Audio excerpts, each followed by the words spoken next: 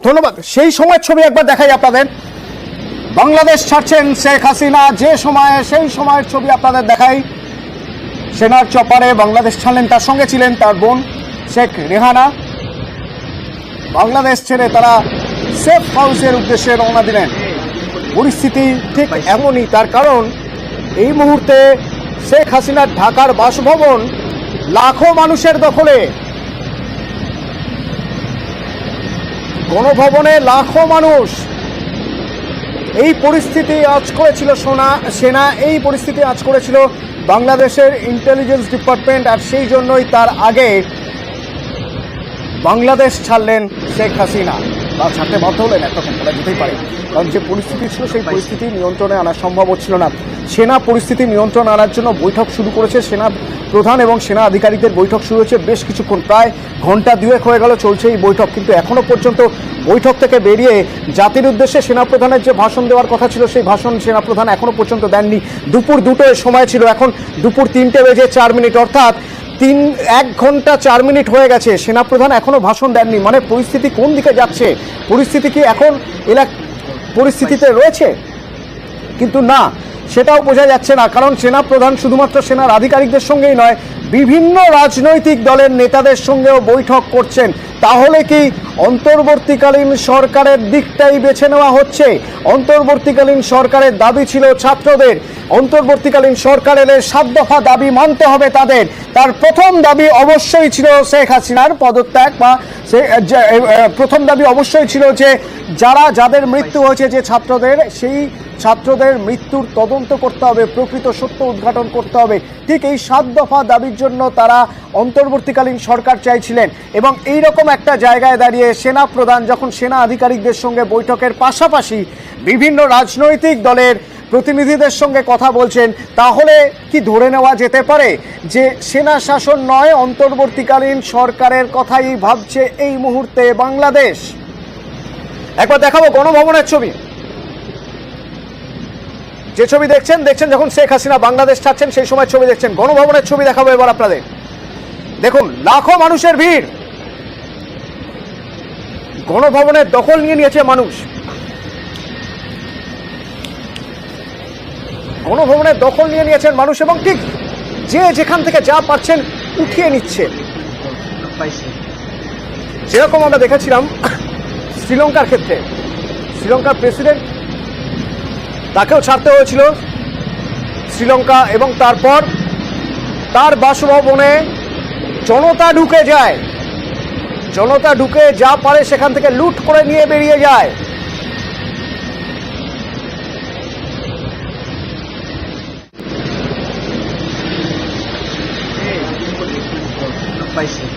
ঠিক সেরকমই ঢাকায় প্রধানমন্ত্রীর বাসভবনে, গণভবনে লক্ষ লক্ষ মানুষ, তাদের হাতে বাংলাদেশের পতাকা, মুখে হাসিনা সরকার বিরোধী স্লোগান।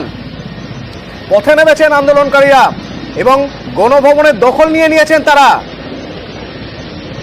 কিছুক্ষণের মধ্যে হয়তো সেনাপ্রধান প্রেস মিট করবেন।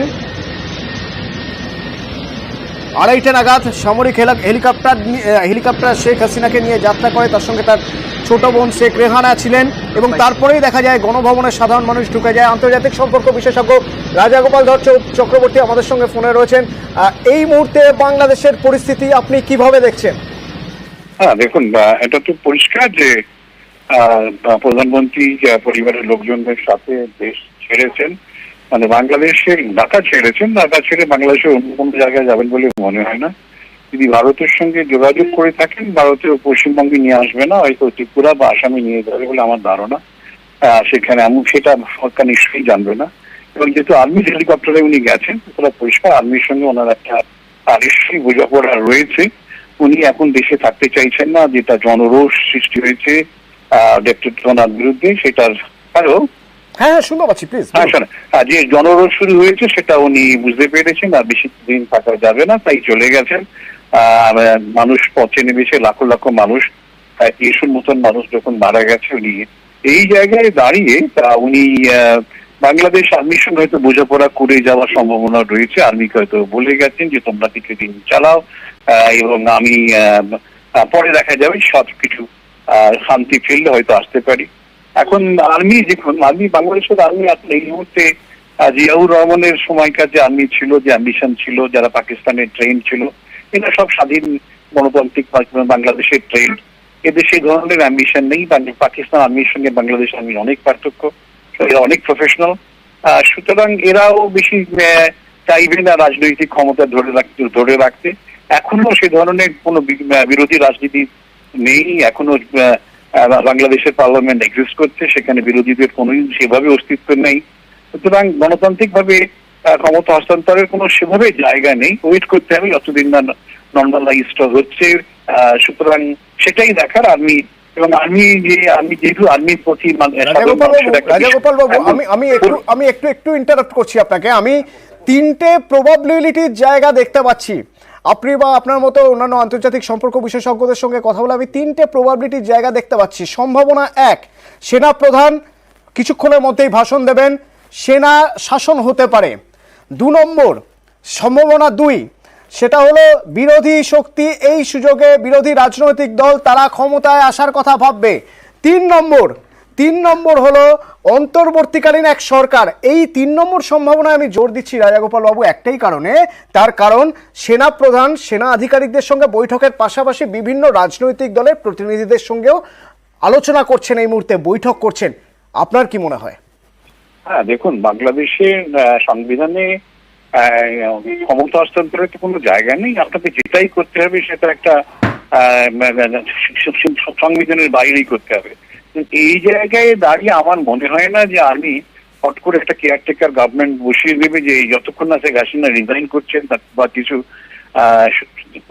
কোনো সম্ভাবনাই সেভাবে রয়েছে না।